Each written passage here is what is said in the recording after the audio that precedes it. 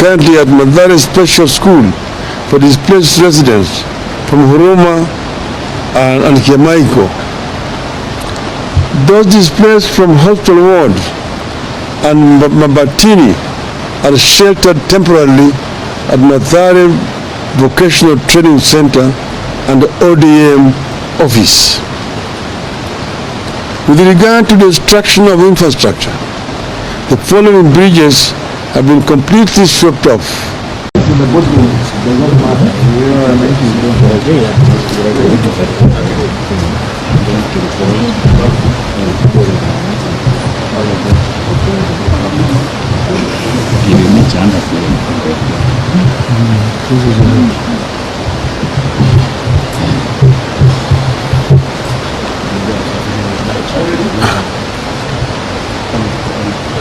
Are you ready? Well, ladies and gentlemen, this is a statement on the flood emergency in Nairobi, and it's a statement that we're making after extensive meeting with the representatives of Nairobi, that is honorable members of parliament, and also with the governor of Nairobi.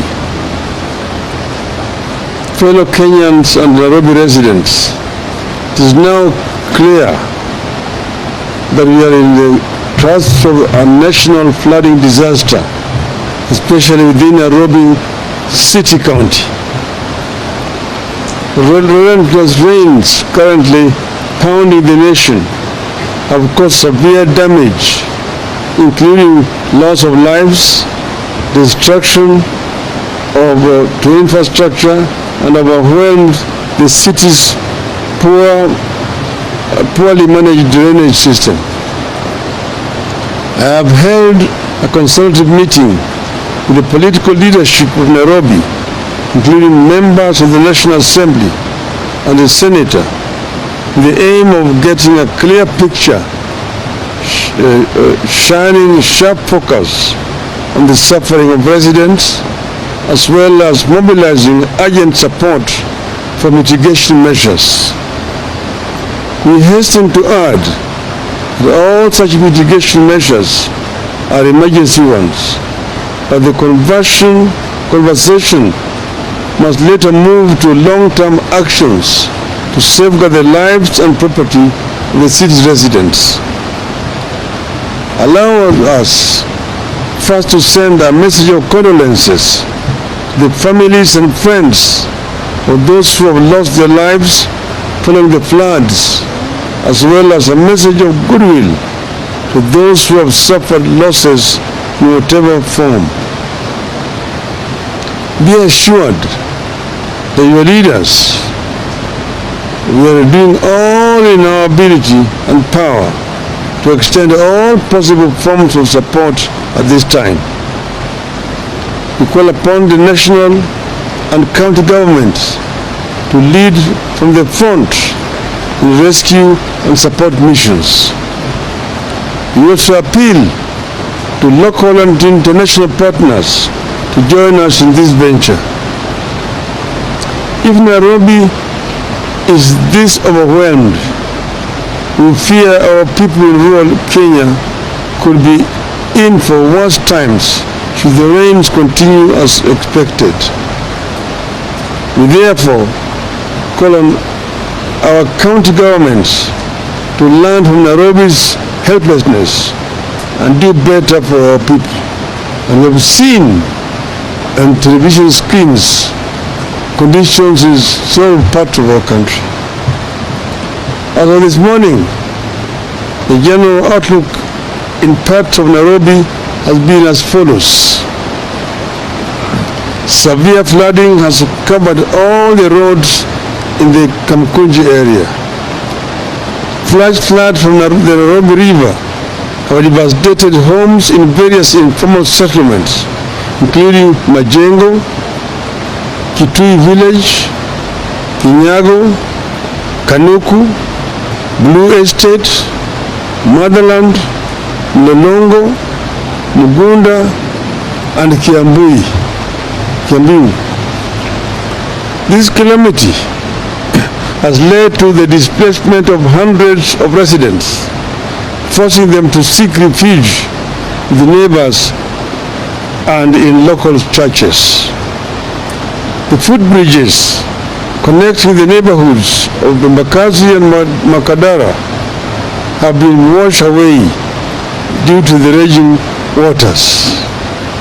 The residents of these affected areas, many of whom are employed in the nearby industrial area, now have to walk longer distances to reach their workplaces. In Embakasi West constituency, all footbridges at Alazin, City, Katon have been swept away.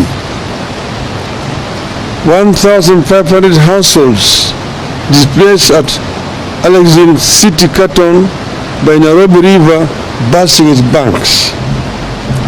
700 households in Kariobangi South displaced by storm, water and sewage bursts. 1,000 households displaced by storm, water and sewage bursts in Molem Ward. 1,000 homes affected by storm water in Umoja 1 and Umoja 2. 2 children's homes displaced by storm water, and over 500 orphans have no place to sleep. Umoja 1 Primary, Buruburu Primary, Kariobangi South Primary, Busara Primary, and Peter Kibukosia Primary totally flooded. Over 3,000 mattresses required, food for over 10,000 temporary shelters required for over 1,000 people. 50 people reported injured, no casualties so far.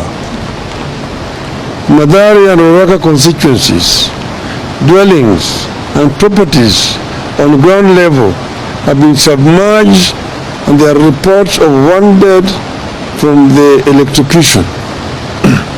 River Mathare burst its banks while the storm overflows from Thika Superhighway have poured into low-lying areas of the constituencies. The Mathare ground situation is currently as hereunder. Households affected are 5,200. Total number affected are about 14,000 individuals. Temporary shelter is currently at Mathare Special School for displaced residents from Huruma and Kiamaiko. Those displaced from hospital ward and Mabatini are sheltered temporarily at Mathare Vocational Training Center and ODM office. With regard to the destruction of infrastructure, the following bridges have been completely swept off. Gumba Bridge joining Mathare Mabatini Ward and Waraka Utali Ward. 4B Bridge joining 4B in Hospital Ward and Waraka. Mathare North Kiamaiko Bridge joining Huruma Ward in Mathare and Mathare North in Waraka. DP Bridge joining Mlango Kubwa Village and Kosovo Hospital Ward in Mathare. Siga Bridge joining Hospital Ward and Mlango Kubwa Village 2. Humanitarian assistance needed immediately include foodstuffs, blankets, mattresses, water and medicines. Long-term assistance needed include building materials to reconstruct houses for those displaced and financial assistance to resettle those who had built on riparian land near the river. In Kibra constituency, the situation is as follows. Up to 810 households have been displaced and 4 people presumed dead. 2 bodies have been retrieved while 2 are yet to be located. The bridge connecting Sarangombe and Langata has been washed away. We beseech residents to immediately move to higher ground to avoid being caught in more flooding. In Embakasi South constituency, the unfolding situation is as this. Nairobi River has broken the banks and swept into Kware Primary School, where it is about 3 feet high. It has covered the houses at Kimondo area and has filled the Bimji Kware hole. In Kwanjenga, the water has backed up the road all the way to Ebenezer's shop. In Kwaruben, the whole of the lower Ruben is underwater. The 3 bridges connecting Kwaruben and Makadara have been swept away. That is the Sinai Ruben Bridge, the Lungalunga Ruben Bridge, and the Kingston Ruben Bridge. The Kware Sinai Bridge has also been swept away. There are clear indications that any existing emergency systems are overwhelmed and will not cope the more the disaster unravels. It is therefore our urgent appeal that 1. The President and government hereby declare the floods a national disaster and immediately activate all emergency mechanisms, including military disaster response teams. 2. The Red Cross moves to launch an emergency disaster support kitty to assist families affected by the flooding for urgent distribution on a case-by-case basis. As we speak, the azimio members of parliament assembled here have already put together the sum of Kenya shillings 1 million as a start, which will be given to the Red Cross in Nairobi for distribution to the affected people. The county and national governments unveil a robust, that's 3. The county and national governments unveil a robust information gathering and sharing system to enable people report and avoid disasters as they unfold. 4. While we continue to receive reports from other parts of Nairobi and access to some neighborhoods that remains critically limited, we appeal to the government and other disaster response agencies to launch thorough search and rescue efforts in all affected areas and provide food rations, blankets, and medication to affected residents.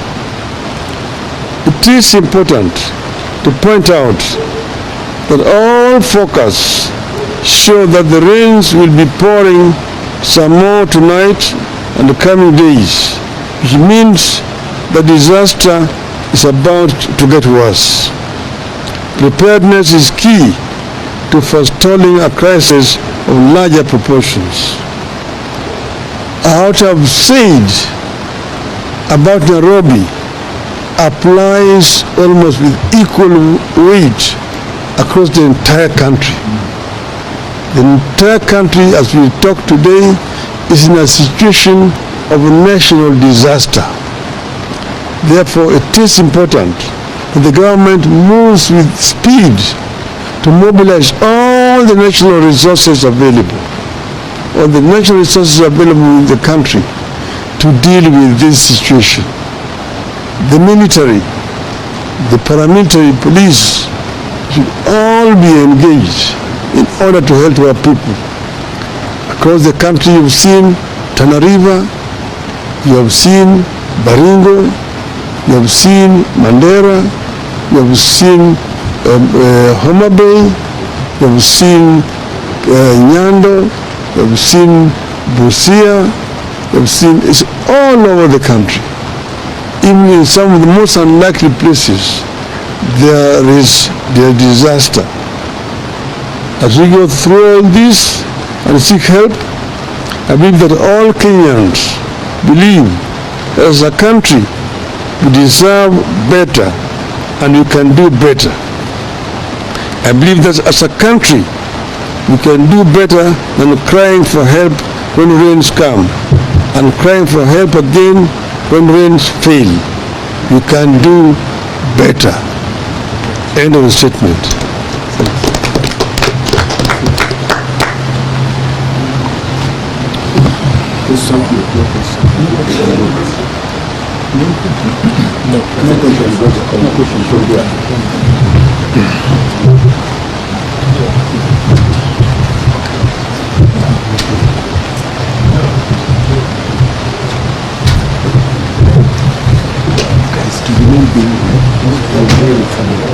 We don't believe.